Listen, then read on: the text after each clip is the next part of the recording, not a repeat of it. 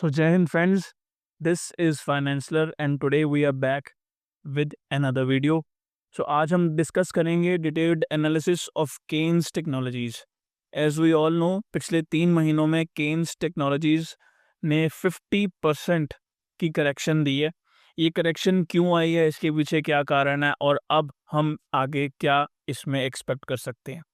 सो आज हम ये सब डिस्कस करेंगे, but before that there is a disclaimer.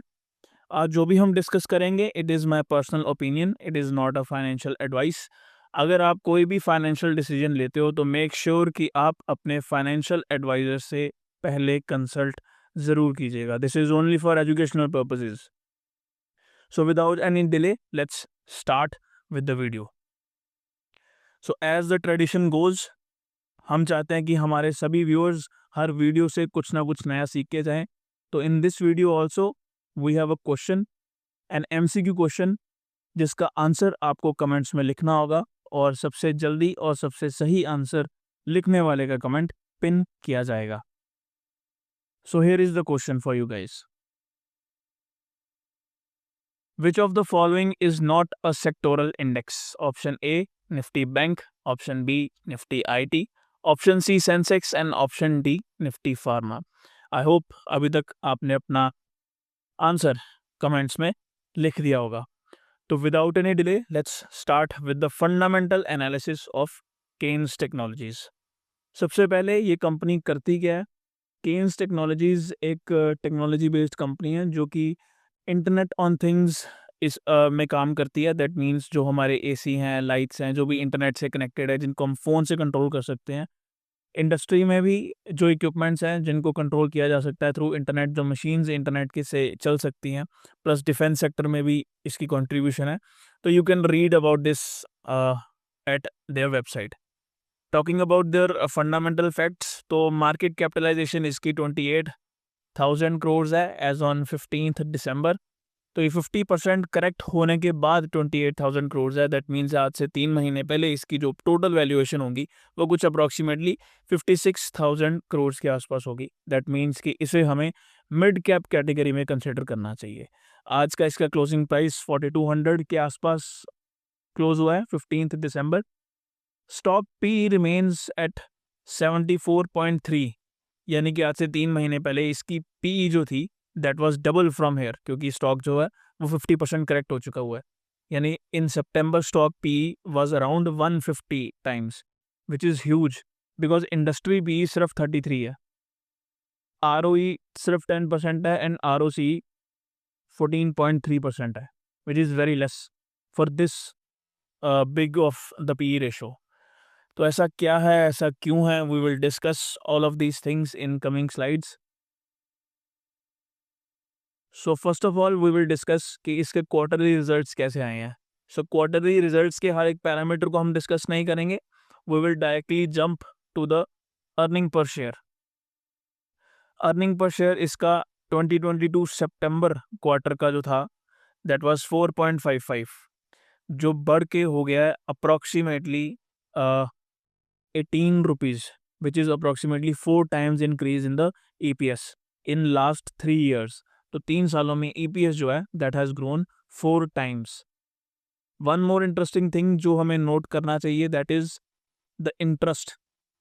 Interest जो है वो बढ़ के 10 रुपीज़ से हो गया है more than 25. That means approximately 3 times increase in the interest rate. अब इंटरेस्ट रेट में मैंने क्यों हाईलाइट किया, बिकॉज इंटरेस्ट रेट जो इंटरेस्ट पेमेंट है वो 3 टाइम्स बढ़ गया है. दैट मीन्स कहीं ना कहीं लोन भी 3 टाइम्स बढ़ा होगा. So that is a question mark. That is something जो हमें नोटिस करना है आने वाली स्लाइड्स में जब हम इसकी बैलेंस शीट और profit and yearly profit and loss statement analyse करेंगे. बाकी सब चीज़ें सेम है. एक्सपेंसेस भी स्लोली ग्रो कर रहे हैं. Operating margins quarter on quarter basis उसी के आसपास हैं 16, 14, 15, 17. तो there is no major change. एक इंटरेस्ट में चेंज था और एक EPS में चेंज आया.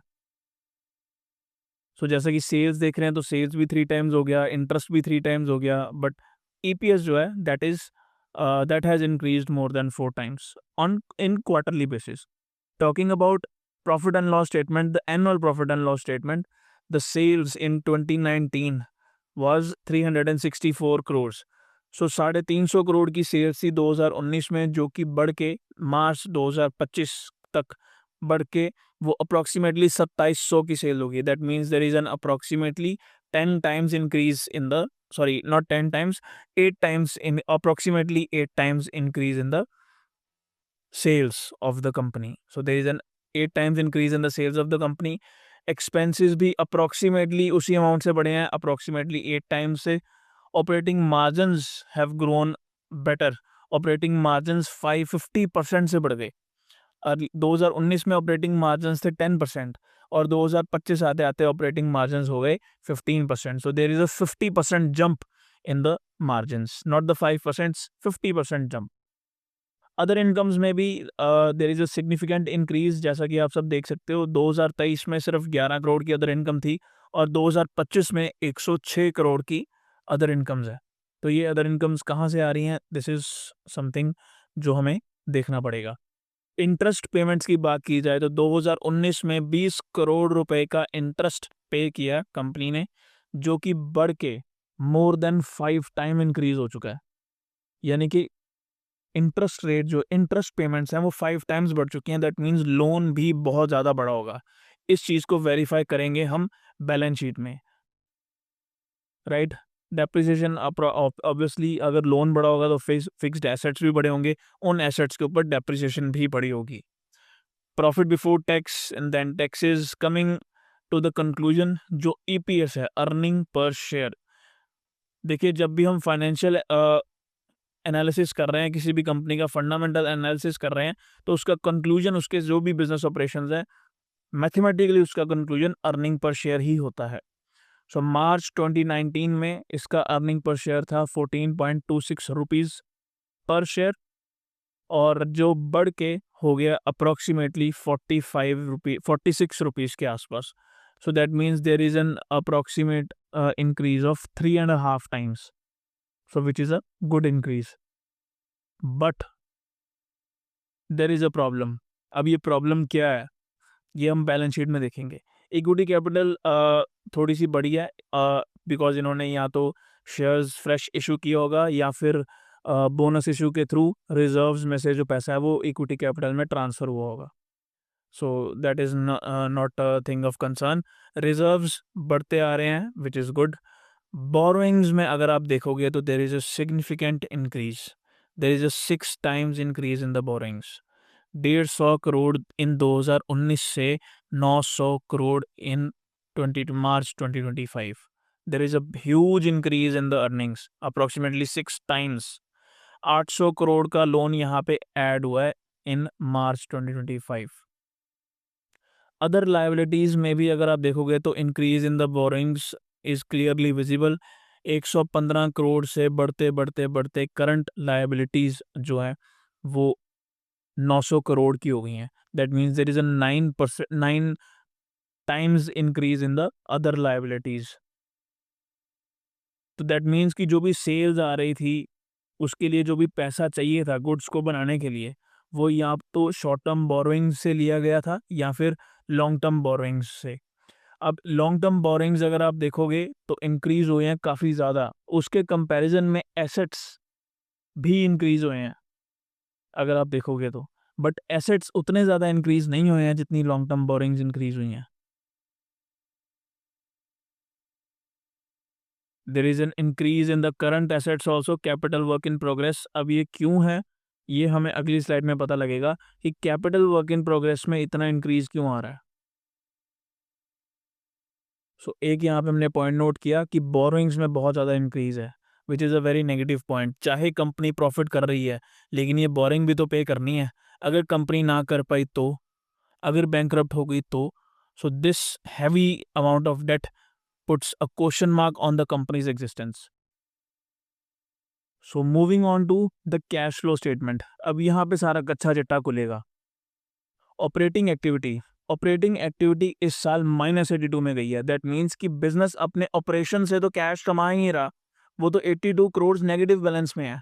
तो कैश आ कहाँ से रहा है? कैश यहाँ तो आ रहा है पुरानी इन्वेस्टमेंट्स बेच के, और अगर पुरानी इन्वेस्टमेंट्स बिक रही हैं तो दैट मीन्स कि आने वाले टाइम में इनकम फ्रॉम अदर सोर्सेज कम होने वाली है. और ऑपरेटिंग में से तो पैसा आ ही नहीं रहा, दैट मीन्स कि जितना प्रॉफिट हमें शो हो रहा है it is just in numbers, वो क्रेडिट सेल्स का प्रॉफिट है, दैट मीन्स कि उसका कैश अभी रियलाइज होना बाकी है। That's why the thing has become risky, कि अगर कैश ही नहीं है तो ये इंटरेस्ट पेमेंट करेंगे कहाँ से, ये लोन की रीपेमेंट करेंगे कहाँ से, अगर कैश ही नहीं है, ऑपरेटिंग एक्टिविटीज़ ही अगर कैश नेगेटिव में जा रही हैं तो ये डेट और इंटरेस्ट की पेमेंट करेंगे कहाँ से। ऑब्वियसली फिर इन्वेस्टमेंट्स बेची जाएंगी या फिर नए लोन लिए जाएंगे, जो कि आपको यहाँ पे दिख रहा है। इन्वेस्टिंग एक्टिविटीज़ में माइनस है कैश फ्लो, दैट मीन्स पुरानी इन्वेस्टमेंट्स बेची जा रही हैं, सॉरी नई पुरानी इन्वेस्टमेंट्स, भाजी ये वाला काट दो, कैश फ्लो स्टेटमेंट्स में दोबारा करता। So cash flow from operating activity है, अगर आप देख सकते हो तो cash flow from operating activity 2024 में पॉजिटिव रहा, 2023 में भी नेगेटिव था और 2025 में भी नेगेटिव ही रहा है। ईयर एंडिंग 2025 में भी नेगेटिव ही रहा है। अभी कर दो भाजी, मैं दोबारा करता हूँ cash flow statement. So cash flow from operating activities in year 22-23 में माइनस में रहा, 23-24 में +70 रहा और 24-25 में -82। तो जैसा कि हम बात कर रहे थे कि इनकी इंटरेस्ट पेमेंट्स बहुत ज़्यादा हो गई हैं, इनके ऊपर लोन बहुत ज़्यादा हो गया, तो अगर इनकी ऑपरेटिंग एक्टिविटीज़ में से ही इनको पैसा नहीं आएगा तो ये फिर लोन रीपे करेंगे कहाँ से। सो दैट मीन्स कि जितनी भी सेल इन्होंने की है, जितना भी प्रॉफिट इन्होंने किया है, वो रियलाइज्ड प्रॉफिट नहीं है, वो क्रेडिट सेल्स है। दैट मीन्स कि उसके पैसे इनको, जिनको इन्होंने सामान बेचा उससे अभी लेने हैं, तो ऑल द प्रॉफिट जो हमें शो हो रहा है it is just on paper, वो रियलाइज्ड प्रॉफिट नहीं है in the form of cash, because यहाँ पे ऑपरेटिंग एक्टिविटीज़ में कैश नेगेटिव है। इन्वेस्टिंग एक्टिविटीज़ की बात की जाए तो there is a negative cash flow, तो दैट मीन्स कि इन्वेस्टमेंट्स के ऊपर कंपनी ध्यान दे ही रही है, यानी कि जितना कैश है उससे ये इन्वेस्टमेंट्स ही कर रहे हैं, तो दैट मीन्स कि आने वाले टाइम में हमें इनकम फ्रॉम अदर सोर्सेज ज़रूर देखने को मिलेंगी, because there is a heavy investment going on, जैसा कि आप सब देख रहे हो। Cash flow from financing activity अगर हम बात करें तो cash flow from financing activity बहुत ज़्यादा इंक्रीज़ हुआ है, दैट मीन्स कि कहीं ना कहीं से कंपनी जो है वो फाइनेंसिंग एक्टिविटी से पैसा इकट्ठा कर रही है, चाहे वो शेयर्स बेचना हो, चाहे वो लोन लेना हो, किसी ना किसी तरह से कंपनी जो है पैसा इकट्ठा कर रही है, जिसके कारण, लेकिन कंपनी ऑपरेटिंग प्रॉफिट से, ऑपरेटिंग एक्टिविटी से पैसा नहीं कमा रही, कंपनी सिर्फ और सिर्फ फाइनेंसिंग एक्टिविटीज़ में पॉजिटिव कैश फ्लो में है, तो that is not a right way to operate.